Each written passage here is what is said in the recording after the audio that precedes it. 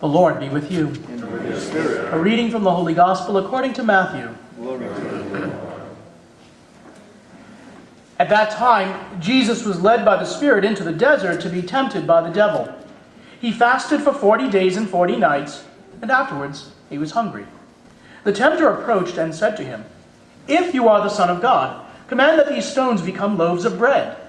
He said in reply, "It is written, 'One does not live on bread alone, but on every word that comes forth from the mouth of God.'" Then the devil took him to the holy city and made him stand on the parapet of the temple and said to him, "If you are the Son of God, throw yourself down. For it is written, 'He will command his angels concerning you, and with their hands they will support you, lest you dash your foot against a stone.'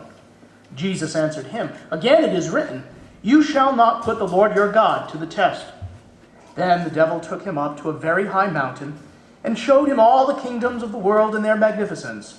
And he said to him, 'All these I shall give you, if you will prostrate yourself and worship me.' At this, Jesus said to him, 'Get away, Satan. It is written, the Lord your God shall you worship, and him alone shall you serve.' Then the devil left him, and behold, angels came and ministered to him." The Gospel of the Lord. Praise to you, Lord.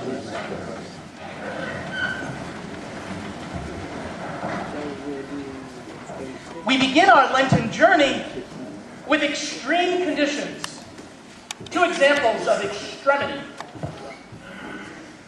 It happens every 3 years.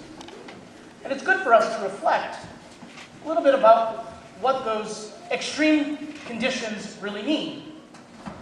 In the first reading from Genesis, a reading that we're all familiar with, the fall. Eve takes from the tree, then gives to Adam, and well, it kind of all spirals downhill from there. We hear of the allegory of the garden, how beautiful the garden is. When we think of paradise, we think of a place that is perfect, a place we wish we were at right now. Some of us actually think we live in paradise. That's great. Good for you. Some people are fortunate enough to do just that. And I'm not talking about a physical place where the temperature might just be right all year long. I'm talking about a place that is spiritually perfect. Most of us, however, don't live in those types of conditions. We live in conditions where there might be some difficulty. That's why we turn to the harshness of the desert, where Jesus goes for 40 days and 40 nights to be tempted. And so we have two extremes. We have the beauty of the garden and all of its perfection, all that God intended us to enjoy here and now. But alas, because of original sin,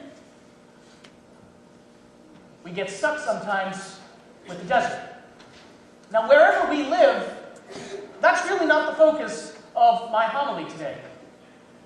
Whether we think we live in the garden, or if we think we're stuck mired down the dryness, the barrenness of the desert, I'm not too concerned with that. What I am concerned with is that in both conditions, in both locations, the lushness of the garden or the harshness of the desert, something very real exists in both of those two locations. Temptation. Temptation.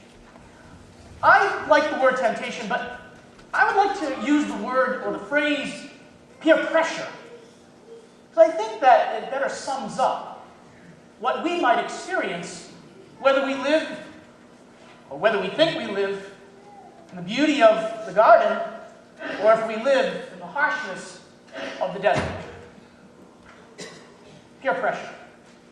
It's all around us. We can't seem to shake it sometimes.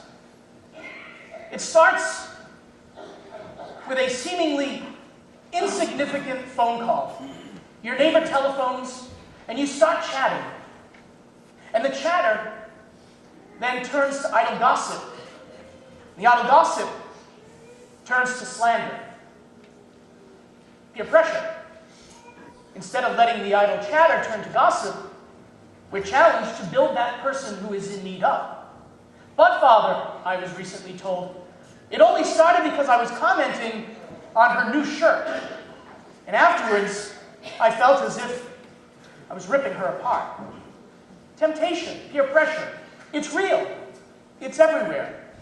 But like Jesus, we are challenged each and every day, no matter where we are, to make Jesus' presence known. Whether it's in the garden or whether it's in the desert. Jesus shuns the devil. We don't like to use the word devil, do we? We think of a fairy tale. We think of something that we don't have to deal with. But the reality of sin is a part of our day-to-day life. We're challenged with peer pressure. And when we allow that peer pressure to adversely have an effect on us, we can find ourselves going down that slippery slope, which leads to sloppiness, doesn't it? Doesn't it?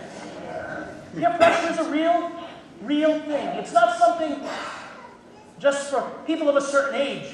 Whether you're 5 or 105, peer pressure is real. Temptation is real. And the interesting thing, the most intriguing thing about peer pressure or temptation is that it can find us wherever we go. Thank you, Annette. I know it's true. Remember, the homilist preaches to himself first. Peer pressure and temptation is real. It's what exists wherever we go. Our workplaces, our home. You go to Stop and Shop this afternoon. It might even meet you there. It's true. But we need to garnish enough strength to be like Jesus, who tells the devil, get away from me. Perhaps we won't use those words, but perhaps when we're dealing with our coworkers, our family, our friends, when we find that negative peer pressure starting to creep ever so slowly into our relationships, we can turn the negativity into something life-giving. That's a good Lent. When we can take something that takes away from life, and we can make the harshness of the desert teem with an abundance of new life. That's what we can do. That's what we can do in our relationships with one another. Now, the Lord knows that this is a very challenging task. Because again, it's going to find us wherever we are, this peer pressure, this temptation. Whether we live in the garden or live in the desert. He knows it's going to find us. And so he empowers us. He gives us a great gift this very day. It's a tool. I don't like to use the word weapon. It's a tool that helps us to be disciples, to banish the devil, to banish the evil from our lives, to banish everything that we don't like about ourselves, and turn it into something life-giving. He gives us the Eucharist. Today we receive the body, the blood, the soul, and the divinity of Jesus Christ. It comes to us at our moment of weakness, so that we can tell, so that next time peer pressure or temptation comes our way, we can do one very powerful thing. We can tell the devil to take a hike.